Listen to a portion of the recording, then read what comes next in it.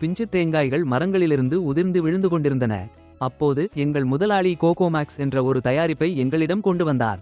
1 litre கோகோமேக்ஸ் 10 litre தண்ணீருடன் கலந்து அதில் 1 லிட்டரை ஒவ்வொரு மரத்தின் அடிப்பகுதியிலும் ஊற்றுமாறு அவர் எங்களுக்கு அறிவுறுத்தினார்.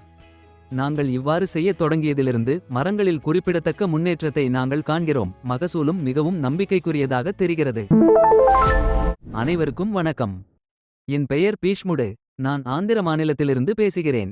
இது காகிநாடா மாவட்டத்தைச் சேர்ந்த திரு காகலா ராமகிருஷ்ணா அவர்களுக்குச் சொந்தமான ஒரு தென்னை தோட்டமாகும்.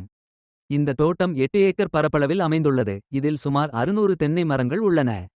தென்னை தோட்டம் நிறுவப்பட்டு 10 ஆண்டுகள் ஆகின்றன. சமீப காலமாக நாங்கள் எத்தகைய மருந்தை பயன்படுத்தினாலும் எதுவும் பலனளிக்கவில்லை.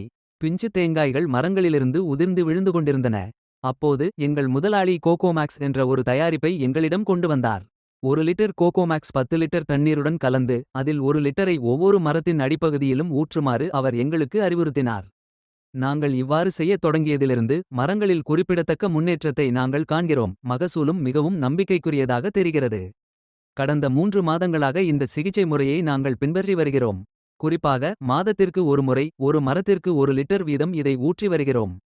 இந்த கோகோமேக்ஸ் பயன்படுத்தத் தொடங்கியதிலிருந்து மரங்கள் மிகச் சிறப்பாக தெரிகின்றன. தேங்காய் குலைகளும் மிகவும் நன்றாக வளர்ந்து வருகின்றன. இந்த கோகோமேக்ஸ் 3 மாதங்களுக்கு மாதம் ஒரு முறை வீதம் பயன்படுத்துமாறு எங்களுக்கு அறிவுறுத்தப்பட்டது. நாங்கள் அந்த அட்டவணையை தவறாமல் பின்பற்றி வருகிறோம். 2 மாதங்களுக்கு இதை செயல்படுத்திவிட்டோம். இப்போது 3வது மாதத்திற்கான செயல்பாட்டை மேற்கொள்ள தயாராகிக் கொண்டிருக்கிறோம். மேலும் எங்கள் தென்னை தோட்டத்திலுள்ள தென்னை மரங்களின் அடிப்பகுதியில் நாங்கள் இயற்கை உரங்களையும் இட்டு வருகிறோம்.